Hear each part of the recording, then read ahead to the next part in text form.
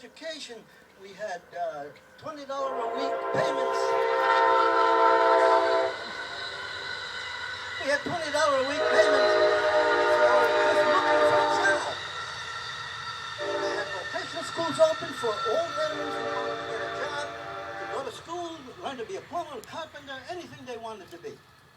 We were well treated. But what has happened since then? What do you read about now about how veterans are treated? Does anybody think that because the guy was at the chosen reservoir with the Marines, that he froze any more differently than we did at Bastogne? Do you think that the machine guns in Vietnam that mowed down guys didn't have different kind of bullets, that the same kind that we were hit with? Do you believe that grenades in Afghanistan or Iraq or any place Americans have fought are any different from the ones that tore us apart? If not, then why are those veterans not being treated the way we were? Amen. This entire nation, from the president on down, has an apology to offer. They should have an apology to offer. I'm going back to Normandy come Thursday. I've been there before. You can't believe how the people in Normandy treat us. You can't believe how everybody down to the littlest child walks up to you and shakes your hand and says, thank you for our freedom. And the kids salute you. And all of the parents and the pretty girls want to kiss you on the cheek, which is not objectionable. And they make you feel like you really did something for them. One time I asked one of the French politicians, I said, listen, why do you still make such a big fuss over it? All the generations that have gone by since then. He said, Monsieur, he said, you must remember this. America has never experienced an occupation army. He said, we were under Nazi slavery for 4 years.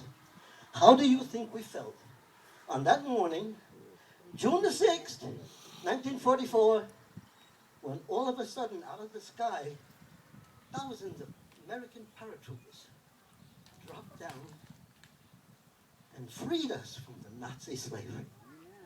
He said, how do you think we felt? How can we forget that? How can we forget that? Well, maybe that's a lesson America needs to learn. We weren't occupied here, but the veterans who went out there are the people who have, and ever since then, are the people who are willing to lay down their lives for us. They deserve treatment when they get back. Don't you get filled with disgust when you read in the paper that 40 American veterans died because the VA was not fast enough to get them the service that they needed.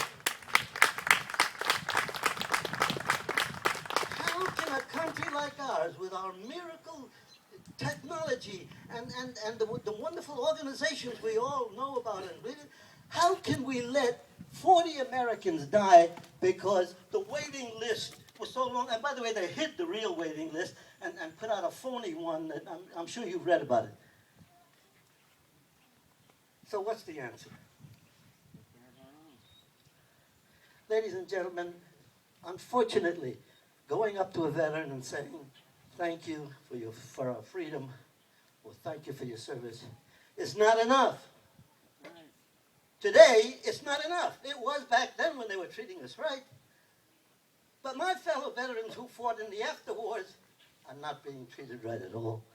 And we have to do something about it. And we have to do something about the scandals where veteran after veteran who is supposed to be getting his benefit doesn't get them for years. What does he do? If he's crippled and comes home hurt, what is he supposed to do until the benefits start? What is the family supposed to do? We're not paying enough attention to what's going on.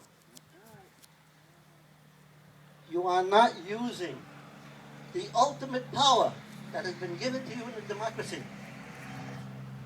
Don't forget the most important, powerful four-letter word in the English language does not begin with F, it begins with V. Yeah. V-O-T-E, vote. Now what does that mean?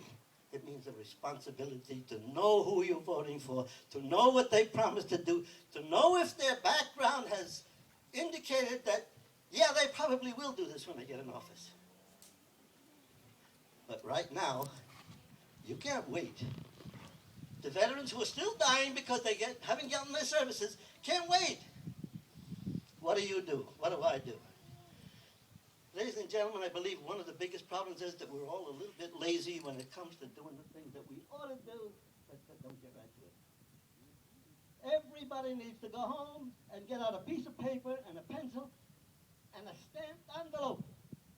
Take the 2 minutes to find out the addresses of the politicians that you need to address it to, and write not type, not computer, handwritten letter which the politicians take seriously. And you tell this guy in plain English, you do not get my vote until you do something about the returning veterans. Amen. That's not asking for much, people.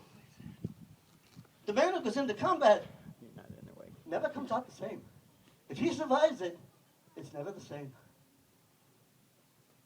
And nowadays they need help, and they're not getting it. We got it.